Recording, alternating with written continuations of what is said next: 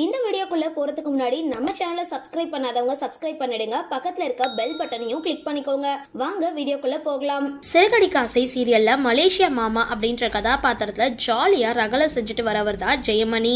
இவர் ஏற்கனவே சன் டிவில ஒளிபரப்பான திருமதி செல்வம் சீரியல்ல பூங்காவனம் அப்படின்ற கதாபாத்திரத்துல நடிச்சு ரொம்பவே பிரபலமா இருந்தாரு. விஜய் தொலைக்காட்சியில ஒளிபரப்பாகிட்டு வர சிறகடிக்க ஆசை சீரியல் ரசிகர்கள் மத்தியில ரொம்பவே பிரபலம். பொதுவா தொலைக்காட்சி சீரியல்கள் அப்படின்னா பெரியவங்களுக்கு தான் பிடிக்கும் அப்படின்னு ஒரு பின்பம் இருந்தது. ஆனா அதை உடைச்ச சிறகடிக்க ஆசை சீரியல் இளைஞர்கள் மத்தியும் பிரபலமாகிட்டு வருது. இதன் விளைவா விஜய் டிவி சீரியல்ல நம்பர் 1 எடுத்த சிறகடிக்க ஆசை சீரியல் பிடிச்சிருக்கு. முன்னதா டிஆர்பி ரேட்டிங்ல 6வது இடத்துல இருந்துட்டு வந்த சிறகடிக்க ஆசை சீரியல் கடந்த சில வாரங்களா தொடர்ந்து 3வது இடத்துல இருந்து அசத்திட்டு வருது.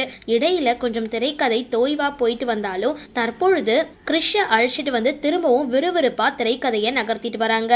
இது ஒரு பக்கம் இருக்க, தற்பொழுது இந்த தொடர்ல மலேசியா மாமாவா நடிச்சிட்டு வர நடிகரை பத்தி சுவாரஸ்யமான தகவல்களை இந்த வீடியோல பார்க்கலாம். இந்த தொடர்ல மலேசியா மாமா அப்படின்ற கதாபாத்திரத்துல ஜாலியா ரகலை செஞ்சு நடிச்சிட்டு வரவர் தான் ஜெயமணி.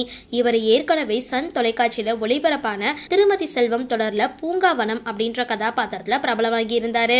அதுக்கப்புறம் சொல்லிக் கொள்ளும்படியா பெரிய அளவுல வாய்ப்புகள் இல்லாம இருந்த ஜெயமணி தற்பொழுது திரும்பவும் மலேசியா மாமா அப்படின்ற கேரக்டர் மூலமா அசத்திட்டு வராரு. உண்மையிலேயே இவர் வெறும் நடிகர் மட்டும் கிடையாது. 40க்கும் மேற்பட்ட சீரியல்கள்ல இயக்குனரா இவர் பணியாற்றி இருக்காரு. அதுவே ஒரு நடிகரா தன்னால இயக்குனர்கள் விரும்பும் வகையில நல்ல நடிப்பை வெளிப்படுத்த முடியறதுக்கான காரணம் அப்படின்னு அவர் தெரிவிச்சிருக்காரு. மேலும் RJ பாலாஜி ஹீரோவா நடிச்சிருந்த சொர்க்கவாசல் திரைப்படத்துல ஒரு முக்கியமான கதாபாத்திரத்துல நடிச்சிருந்தாரு. அந்த படம் வெளிவந்த அப்புறம் சினிமாவில இன்னும் நிறைய வாய்ப்புகள் வரும் அப்படின்னு நம்பிக்கையோட இருக்காரு.